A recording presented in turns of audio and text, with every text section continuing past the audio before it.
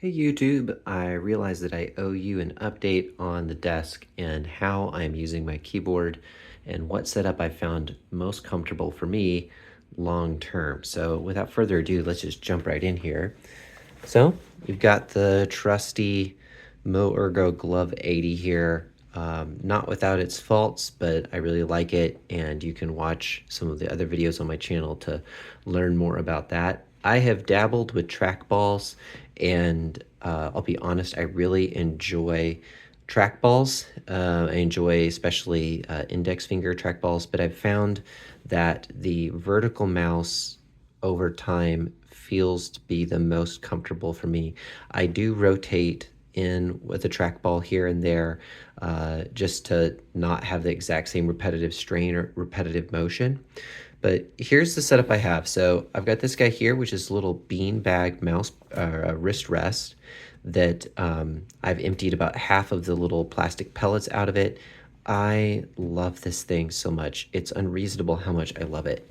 Why do I love it? Well, a lot of the foam or gel ones have a ridge to them, and what they do is they actually put pressure on various places on your wrist or on your arm, and as a result, it's actually, yes, it is creating support, but it's actually creating a pinch point, and can sometimes compound the problems, especially if you're dealing with an RSI or something like I have for quite a while. So enter this guy here. You can find it on Amazon. It's about $15. It's filled with little plastic pellets. You can unzip it to get those pellets out. I have it about half full. What I usually do is I'll just drop my wrist down like that and kind of push it aside like a pillow, and it's much broader, so it supports my wrist at the right angle, gets me up off of the desk just enough that I can glide my hand around. You can see that I use my fingers a lot to move my mouse. And one thing to note is that when you move this, yes, I do sometimes move my shoulder a little bit, but you want your sensitivity high enough on your mouse that you can move or do quite a bit of the movement with your hand rather than having to get your forearm and shoulder involved.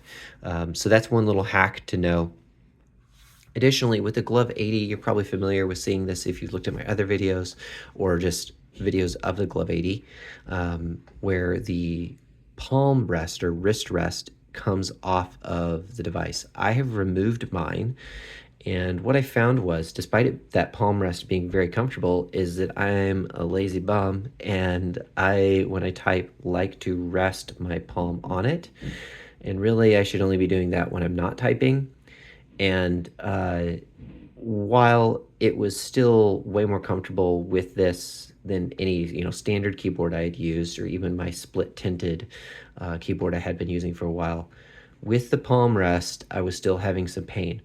Removing the palm rest, and then my tinting solution I landed at is that I went to Home Depot and got some M4 nylon locking nuts, which you can see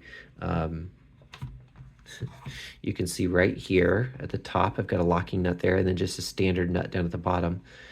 The reason I've done that is that I can still unthread this really easily and just grab this and spin out this leg if I need to travel with it, and then I spin it back in, and I just spin it until it hits that locking nut, and I know that I'm at the right height immediately. That's why I have a locking nut in place. It is still fiddly to get this set up. There's no way around that. That is just the tinting solution and how it works here. It takes a while to get it adjusted the way you want. I also bought some longer threaded M4 threaded rod, I believe it is, to make this tint a little higher, if I recall correctly. And so you may have to do that as well. I don't have this at a crazy angle, as you can see here. It's not super high. It's just enough for me to rotate my wrist and be like this when I'm typing. And use your forearm rest. I've got some $20 memory foam pads for my Steelcase Leap version 2 chair. These pads are fantastic, and as you can see, again, it's about distributed weight. So my forearm just floats on here, and my hand is floating above the keyboard like this, nothing impacting my wrist, and I can type like this for hours and hours very comfortably. My RSI is almost completely gone, and my shoulder pain and whatnot that I was trying to alleviate too with this setup here and using this guy is almost completely gone as well. Occasionally I will travel and I don't bring this with me, and I'll either be typing on my laptop keyboard or on my actually Logitech's MX keys that are sitting over there, which I enjoy typing on overall, and the wrist pain will start to come back. So this really has been, the MoErgo Glove 80, I should say, really has been coupled with the Logitech MX vertical mouse, and this wrist rest has really been the game changer for me.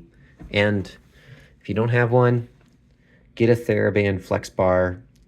It's great. I use it sometimes when I'm on calls where I will twist and flex and do different things for my wrist and hands and forearms to keep things healthy. It really is a helpful therapy option. Hey, if this has been a help for you, give me a thumbs up. Give me a shout in the comments below. I'm only one person. This is my journey, but hopefully it will help you in your journey as well. I have tried more extreme tinting solutions with magnets and whatnot, but like I said, I've found over time that this seems to be all that I need, and sometimes simple and easy is best. Cheers.